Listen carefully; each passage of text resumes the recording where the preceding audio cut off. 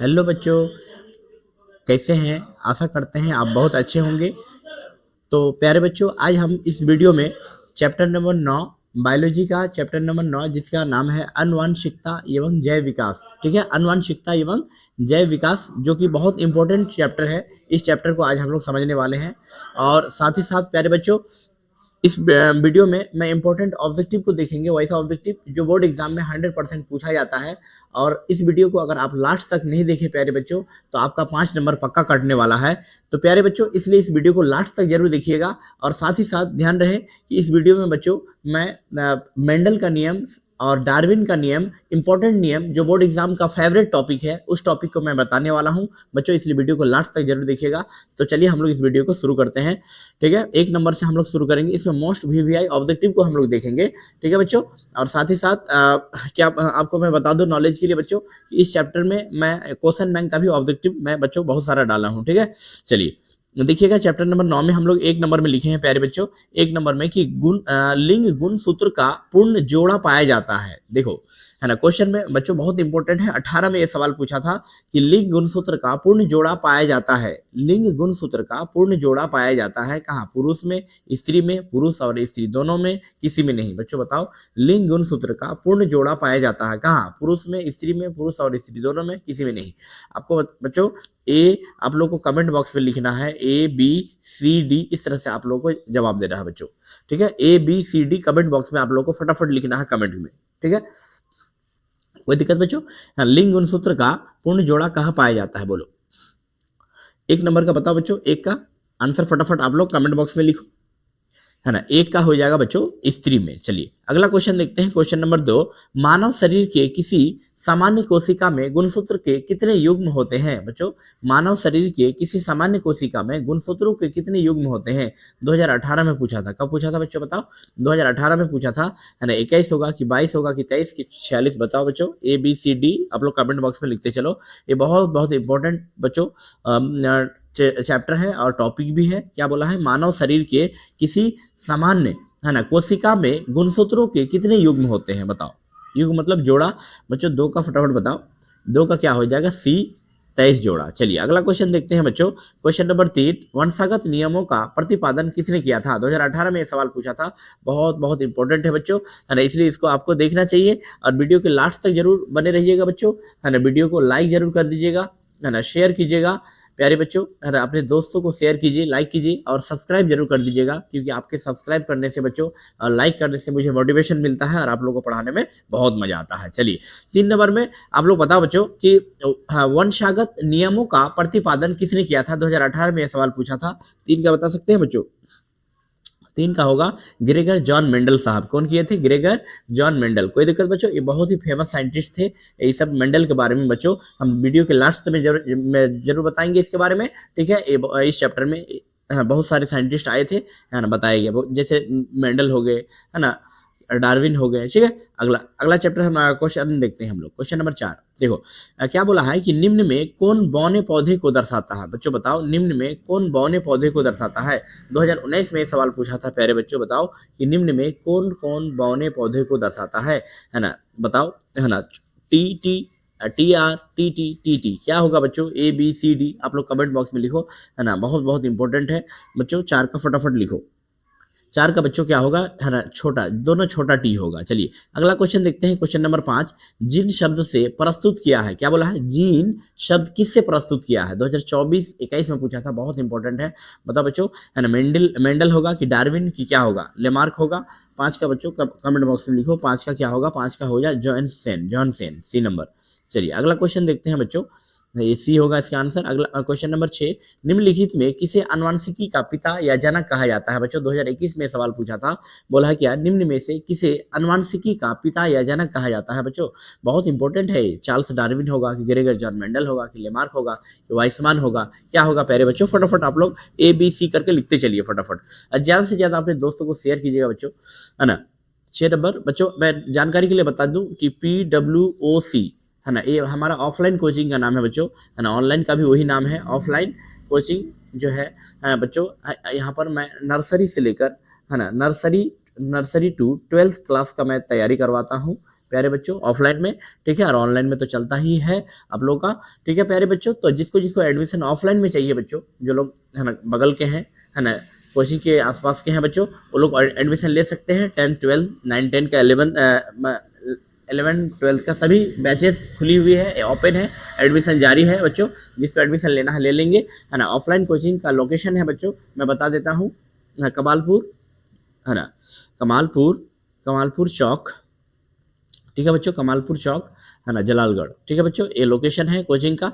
और मेरा नंबर बच्चों 9262857768, ठीक है बच्चों, ये वाली नंबर से आपको कांटेक्ट हो जाएगा, ठीक है, 9262857768, ये वाली नंबर पे कांटेक्ट कर सकते हैं आप, ठीक है बच्चों, कोई दिक्कत नहीं होगा। चलिए हम लोग क्वेश्चन समझ रहे थे बच्चों ना, क्वेश्चन क्या समझ रहे थे, हाँ 6 नंबर का क्या होगा बच्चों बताओ। 6 का आप लोग निम्नलिखित में किसी अनुवांशिकी का पिता कहा जाता है, 6 का कमेंट बॉक्स में लिखिए बच्चों। 6 का हो जाएगा बी, हो जाएगा बी, ग्रेगर जॉन मेंडल। चलिए अगला क्वेश्चन देखते हैं। 7 स्त्रियों के लिंग गुणसूत्र का युग्म होता है, ये 18 और 22 में पूछा था बच्चों, बताओ एक्स वाई के एक्स एक्स के वाई वाई क्या होगा। 7 का बच्चों एक्स एक्स होगा, बी नंबर। चलिए अगला क्वेश्चन देखते हैं, क्वेश्चन 8, है ना, किसी जीव की जीनी संरचना क्या कहलाती है बच्चों, बताओ किसी जीव की जीनी संरचना क्या कहलाती है ना बच्चों। 2019-23 में पूछा था, 8 नंबर का बताओ बच्चों। 8 का क्या होगा, 8 का जीनोटाइप होगा, जीनी संरचना जीनोटाइप कहलाता है, क्या कहलाता है, जीनोटाइप। अगला क्वेश्चन देखते हैं, क्वेश्चन नंबर 10, 9 मेंडल के अपने आनुवंशिकी प्रयोग हेतु किस पौधों का उपयोग किया जाता है, बताओ। उपयोग किया जाता है 19 में, 20 में, 22 में, 23 में, कितना बार बार रिपीट कर रहा भाई, ये तो फेवरेट टॉपिक है बिहार बोर्ड का, क्या है ये फेवरेट, है ना, फेवरेट टॉपिक है बिहार बोर्ड का, क्या है बच्चों, फेवरेट टॉपिक है। चलिए ये बहुत पूछता है यहाँ से। 9 नंबर समझो बच्चों, हाँ 9 का क्या हो जाएगा, मटर होगा भैया, मटर, हाँ मटर के पौधे के बारे में बताया गया था। चलिए 10 नंबर देखते हैं, मानव में ऑटोसोम की जोड़ियां की संख्या कितनी होती है, बताओ। मानव में ऑटोसोम की जोड़ियों की संख्या कितनी होती है, मानव में ऑटोसोम 24, 23, 11, 22 क्या होगा बच्चों। 10 का फटाफट कमेंट बॉक्स में लिखिए। 10 का क्या होगा बच्चों, 10 का डी हो जाएगा 22। चलिए अगला क्वेश्चन देखते हैं 11, है ना, किसी जीव की जीनी संरचना क्या कहलाती है बच्चों। किसी जीव की जीनी संरचना क्या कहलाती है, 2025 में सवाल पूछा था। फेनोटाइप, जीनोटाइप, आनुवंशिकता, विविधता, क्या होगा। 11 नंबर का फटाफट बताओ। 11 का बच्चों, है ना, जीनोटाइप होगा, बी नंबर। चलिए अगला क्वेश्चन देखते हैं, क्वेश्चन नंबर 12, प्राकृतिक चयन द्वारा, है ना, जीवों का विकास क्या कहलाता है। प्राकृतिक चयन द्वारा जीवों का विकास क्या कहलाता है, 2025 में सवाल पूछा था। मेंडलवाद कहलाता है, कि लामार्कवाद कहलाता है, कि सूक्ष्म विकास कहलाता है, कि डार्विनवाद कहलाता है। 12 का बच्चों फटाफट बताओ। 12 का कमेंट बॉक्स में लिखिए, है ना। 12 का बच्चों डार्विनवाद, डी नंबर होगा, क्या होगा, डी। चलिए अगला क्वेश्चन देखते हैं 13 नंबर, है ना। मेरे सुकूनों बहुत इंपॉर्टेंट ऑब्जेक्टिव अभी हम बताने वाले हैं, वीडियो को लास्ट तक जरूर देखिएगा मेरे सुकूनों, क्योंकि इतने इंपॉर्टेंट ऑब्जेक्टिव बताएंगे क्योंकि एग्जाम में डायरेक्ट यहाँ से लड़ने का संभावना है, इसलिए आपको लास्ट तक बने रहना है, ठीक है बच्चों। चलिए 13 नंबर समझिए, विकासीय दृष्टिकोण से हमारी किससे अधिक समानता है। विकासीय दृष्टिकोण से हमारी किससे अधिक समानता है, 2023 में और 12 में पूछा था। 13 का बताइए मेरे सुकूनों, 13 का क्या हो जाएगा, चिंपैंजी, बी नंबर होगा। चलिए अगला क्वेश्चन 14, है ना, कीटों के पंख और चमगादड़ के पंख किस तरह के अंग हैं। 2014 में यह सवाल पूछा था बच्चों। समजात अंग होगा, क्या अवशेषीय अंग, कि समवृत्तीय अंग, इनमें से कोई नहीं। 14 का बताइए बच्चों, 14 का क्या होगा, 14 का बताइए, हाँ समवृत्तीय अंग होगा, सी नंबर। चलिए अगला क्वेश्चन देखते हैं 15 नंबर, समजात अंगों का उदाहरण है बच्चों, बताओ समजात अंगों का क्या उदाहरण होगा। 2019 में सवाल पूछा था, समजात अंगों का क्या उदाहरण। 15 का मेरे सुकून बताओ।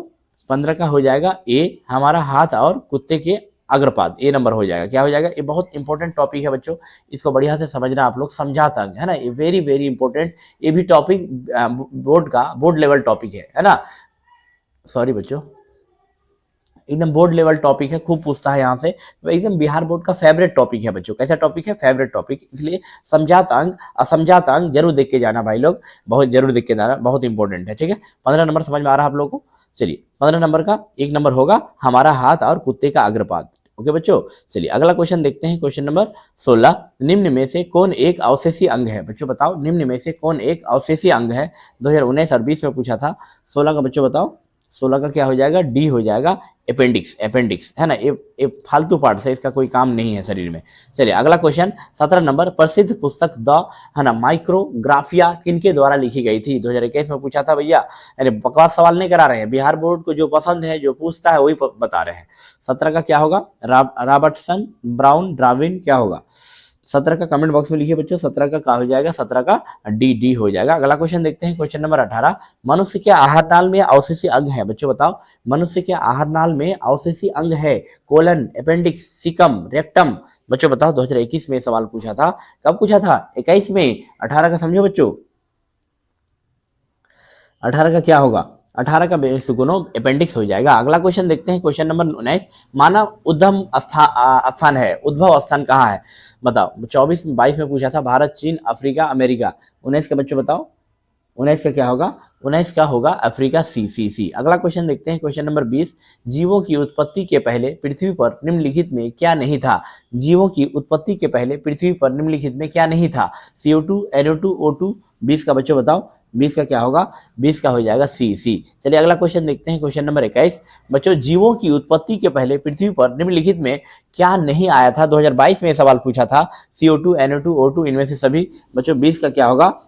मेरे से कौन बच्चों बताओ, है ना, 20 का हो जाएगा सी नंबर हो जाएगा, O2 होगा मेरे से गुना। अगला क्वेश्चन, ठीक है, यहाँ तक तो 21 हो गया बच्चों। चलिए तो बच्चों इस चैप्टर का मैं इंपॉर्टेंट ऑब्जेक्टिव बता दिया हूँ। इस तरह से बच्चों ये चैप्टर खत्म हो गया है ना बच्चों, छोटा चैप्टर था, एंड हो गया। कॉन्ग्रेचुलेशन, कॉन्ग्रेचुलेशन प्यारे बच्चों, है ना, बधाई हो आप सभी को,